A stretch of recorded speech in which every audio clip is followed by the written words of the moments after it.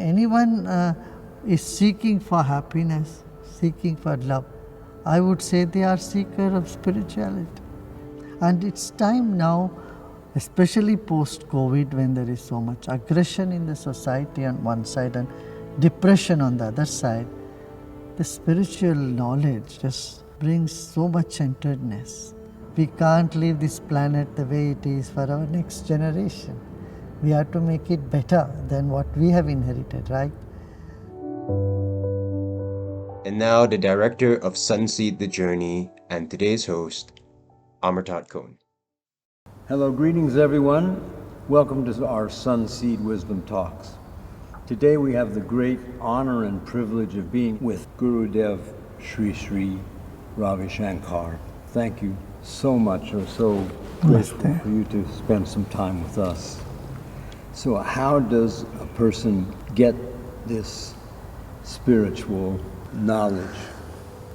I would say it's a 4 C's. First is see your life from a bigger context.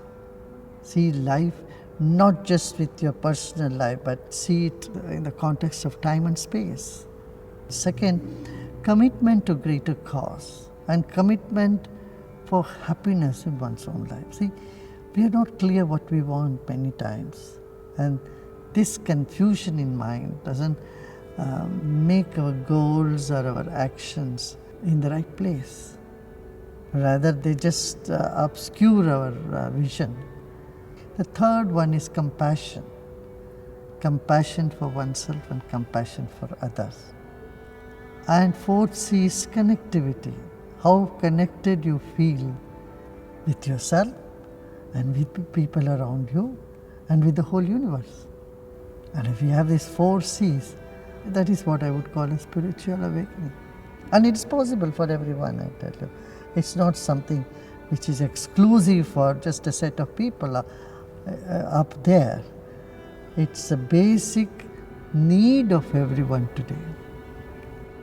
In the past, they had limited this knowledge of meditation, samadhi to very few people, because they had put many conditions to reach there. But I took a different route. I said, okay, you get a glimpse of what inner tranquility is, and then naturally you become more peaceful, you become more committed, and you become more positive in your outlook. Your teaching has no doubt changed over the years that you've... My teaching has not changed. The language has changed. But the core value remains the same. It's love and centeredness, universal awareness. The spiritual values, I consider them to be eternal. The truth that's there from millions of years, and people have time and again experienced it. The first thing you said in your book, Notes from the Journey Within, you just can't imagine how wonderful this book is. On chapter 10, The Spiritual Path, Expanding Your Awareness, the first step on the spiritual path is to stop blaming yourself. By blaming yourself and harboring all the guilt, you become abnormal. You can't have peace. You can't go within. When you blame yourself, how would you go within? So it's absolutely necessary in a spiritual path to let go of the past, all the blames, and either you blame someone else or you blame yourself. Either of them are not good for your spiritual advancement. It's amazing. You can almost pick any page at random, and there's an answer to a question that you either have at the moment or had a moment. Right. It's practical wisdom for a day-to-day life. There seems to be you called it a yearning in your book. Yearning is very good, and it's essential. It indicates the maturity of intellect. When the intellect matures, the yearning is natural phenomenon, because you want to know more and you see light at the end of the tunnel and you want to reach there quickly. It also causes some restlessness. This is exactly where guidance is essential. And there the silent retreats will be of immense help. Yeah. Do you have hope for the future, for the generation? Because we see the world is in balance at the moment between... Yes, because no falsehood. education has been done. See, neither at home nor in school. At home nor in school, we learn how to manage our negative emotions, anger, jealousy, hatred. These feelings are natural, they come up. But we should know how to get over them. That education is seriously missing, right? See, today, because of the social media and all the fast traveling news, sometimes fake news also, people are more aware of all this. It was in the past also that people did have problem. Our planet had many conflicts. But today the conflicts are at a bigger scale, like we never had before. People want to have a happy society. Nations do recognize, not just GDP, you have to also GDH, gross domestic happiness. So it's a mix. On one side you see that there is a rise in crime, on the other side also there is rise in solidarity, empathy, compassion, that's also rising. Anyone is seeking for happiness, seeking for love, I would say they are seeker of spirituality. Every human being on the planet, I feel, is spiritual. Because we are made of both matter and spirit. While we cater the need of the matter, protein, carbohydrate, etc., our spirit longs for peace, love, interaction, communication, integrity. All these values are part of the spirit. And it's time now, especially post-COVID, when there is so much aggression in the society on one side and depression on the other side, the spiritual knowledge just brings so much centeredness. But we are seeking in the wrong place where it is not. People with negative tendency, though they are small in number, they are super active. And people with a positive mindset, they are just a little laid back. They go with an attitude, manana, do it tomorrow. That is where our foundation is trying to, be a catalyst in bringing people together. It's amazing. Your organization now spans, I think it was 180 countries. Right. It's almost too much to imagine that a single being can create this. It happened, because the wisdom and the powerful techniques that we are teaching and the sincerity behind that action of our teachers and volunteers have taken it today.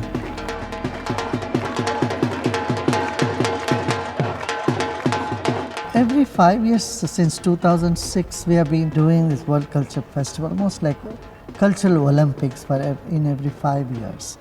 The first one we had in Bangalore, where we had artists from 100 countries come on one platform.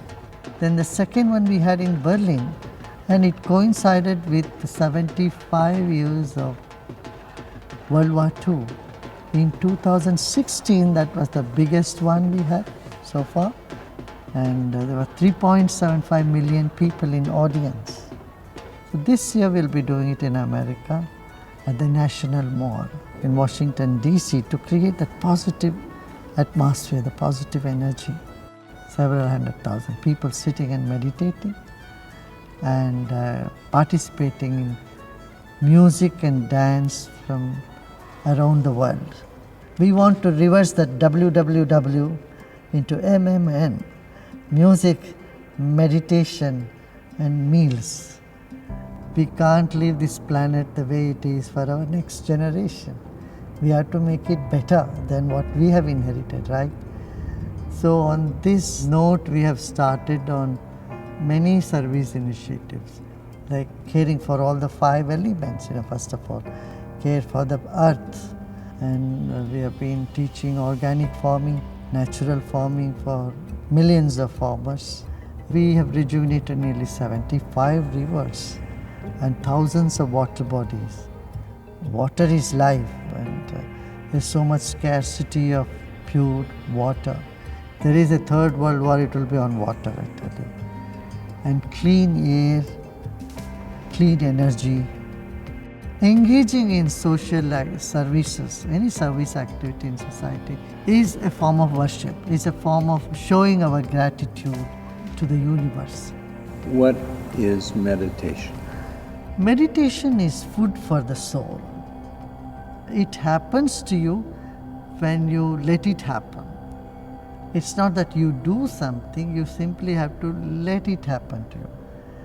And what obstructs us from getting into deep meditation is the little mind which wags its tail all the time and holds you back from the vast vision of who we are. So meditation is actually not doing something, it's the art of doing nothing. And a few guidance, a few steps for that is very useful. So in the beginning one should start with guided meditations, and then they can go on their own if they learn from a qualified teacher. What is the state of enlightenment like? It's getting back home.